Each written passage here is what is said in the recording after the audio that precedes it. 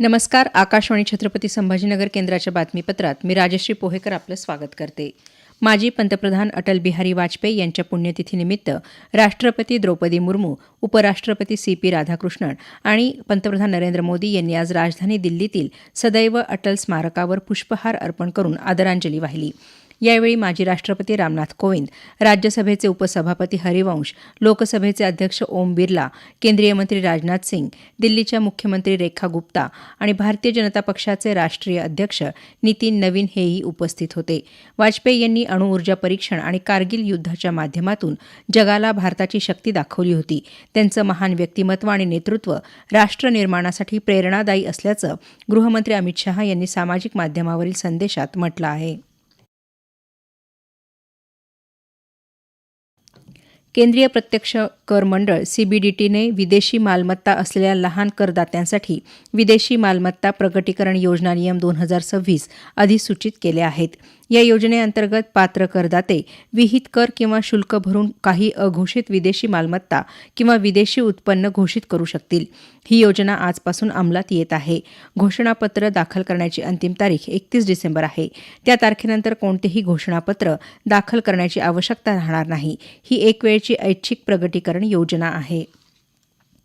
मुलींच्या सक्षमीकरणासंबंधी लेक लाडकी योजना जास्तीत जास्त लाभार्थ्यांपर्यंत पोहोचवण्यासाठी योजनेची प्रक्रिया अधिक सुलभ करण्यात आल्याची माहिती महिला आणि बालविकास मंत्री अदिती तटकरे यांनी दिली आहे.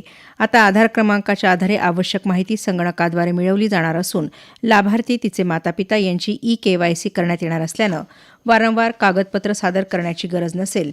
तसंच पुढील टप्प्यातील लाभांसाठी देखील पुन्हा अर्ज करण्याची आवश्यकता राहणार नाही. छत्रपती संभाजीनगर जिल्ह्याच्या ग्रामीण भागात प्रधानमंत्री ग्राम सडक योजनेअंतर्गत केलेल्या रस्त्यांच्या कामांच्या गुणवत्तेबाबत येत्या 19 ऑगस्ट दरम्यान प्रत्यक्ष पाहणी करून गुणवत्ता तपासणी करण्यात येणार आहे. खासदार संदीपान भुमरे यांनी ही माहिती दिली. या कामांबाबत आलेल्या तक्रारींची दखल घेत केंद्र सरकारकडून ही गुणवत्ता तपासणी करण्यात येत असल्याचं भुमरे यांनी सांगितलं. ठाणे जिल्ह्यातल्या बदलापूर इथलं उपजिल्हा रुग्णालय आणि खर्डी इथल्या ग्रामीण रुग्णालयासह राज्यातल्या 124 आरोग्य संस्थांचं उद्घाटन उपमुख्यमंत्री एकनाथ शिंदे यांच्या हस्ते काल दूरदृश्य प्रणालीद्वारे करण्यात आलं. सामान्य नागरिकाला दर्जेदार आरोग्य सेवा देण्यासाठी शासन कटिबद्ध असल्याची ग्वाही शिंदे यांनी यावेळी दिली. आरोग्यमंत्री प्रकाश आंबेडकर, वित्त राज्यमंत्री आशिष जयस्वाल, आरोग्य विभागाचे प्रधान सचिव निपुण विनायक यावेळी उपस्थित होते. मातीचं संवर्धन आणि पाण्याचं शाश्वत व्यवस्थापन ही केवळ शासनाची जबाबदारी न राहता ती व्यापक लोकचळवळ बनणं ही काळाची गरज आहे. याच विचारातून मृद आणि जलसंधारण विभागाच्या वतीनं राज्यात यंदा 21 ऑगस्ट हा जलसंधारण दिन म्हणून साजरा करण्यात येणार आहे.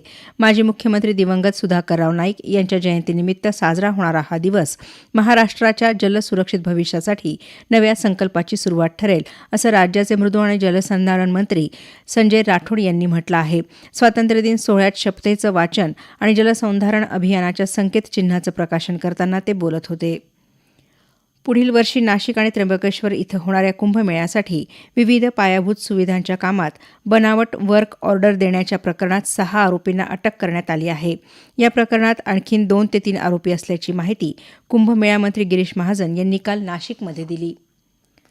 झारखंडमध्ये सुरू असलेल्या विद्यार्थ्यांच्या आंदोलनाचा आज 23व्या दिवशीही तोडगा निघू शकलेला नाही. दरम्यान आता 24 जिल्ह्यांमध्ये काँग्रेसचे नेते राहुल गांधी आणि झारखंडचे मुख्यमंत्री हेमंत सोरेन यांचे पुतळे जाळून निषेध करणार असल्याचं विद्यार्थ्यांनी म्हटलं आहे. याबरोबरच हे बातमीपत्र संपलं. आमचं यानंतरचं बातमीपत्र दुपारी 1 वाजता. नमस्कार.